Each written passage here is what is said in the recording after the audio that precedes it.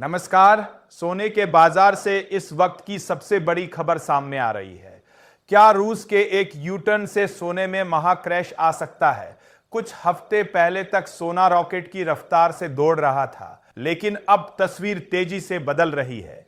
All time high से तुलना करें तो सोना करीब 40,000 रुपए तक टूट चुका है। 29 जनवरी 2026 को सोना रिकॉर्ड 1,92,000 रुपए प्रति 10 ग्राम पर पहुंचा था और 16 फरवरी को यही कीमत करीब 1,52,000 रुपए प्रति 10 ग्राम के आसपास देखी गई। ऐसे में निवेशक दुविधा में है, अभी खरीदें या इंतजार करें। नमस्कार, टेकनेट इंडिया यूट्यूब चैनल में आपका स्वागत है। अब चर्चा उस रिपोर्ट की जिसने बाजार में हलचल मचा दी है। संकेत मिल रहे हैं कि अगर वैश्विक समीकरण बदले तो सोना 1,00,000 रुपए से भी नीचे जा सकता है। जी हां, आपने सही सुना।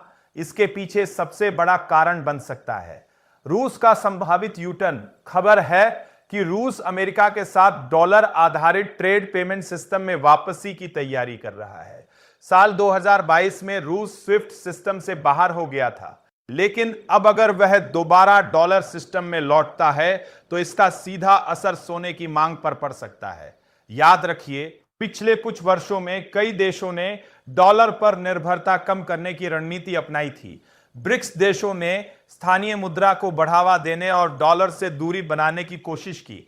इसी वजह से केंद्रीय बैंकों ने बड़े पैमाने पर सोने की खरीदारी की। आंकड़े बताते हैं कि ब्रिक्स देशों के बैंक दुनिया का 50% से ज्यादा सोना खरीद रहे थे, जिससे मांग बढ़ी और कीमतें रिकॉर्ड स्तर पर पहुंची। लेकिन अगर रूस फिर से डॉलर में ट्रेड करने लगता है तो यह पूरी रणनीति कमजोर पड़ सकती है।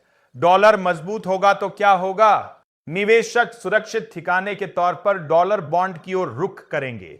केंद्रीय बैंक सोने की आक्रामक खरीदारी रोक सकते हैं। यहां तक कि कुछ देश अपने भंडार का सोना बाजार में उतारना भी शुरू कर सकते हैं। अगर सप्लाई बढ़ी और मांग घटी तो कीमतों पर जबरदस्त दबाव आएगा। यही वह स्थिति है जहां से सोने में बड़ी गिरावट की आशंका जताई जा रही है। लेकिन ध्यान रहे, सोने की चाल सिर्फ एक खबर से तय नहीं होती। जियोपॉलिटिकल तनाव, वैश्विक अर्थव्यवस्था, ब्याज दरें और बड़ी अंतरराष्ट्रीय डील, ये सभी फैक्टर मिलकर दिशा तय करते हैं। इसलिए घबराहट में फैसला लेना खतरनाक हो सकता है। अगर रूस की वापसी की खबरें पक्की होती है और डॉलर को मजबूती मिलती है तो सोना और फिसल सकता है। लेकिन अगर तनाव बढ़ता है या अनिश्चितता लौटती है तो यही सोना फिर से सुरक्षित ठिकाना बन सकता है।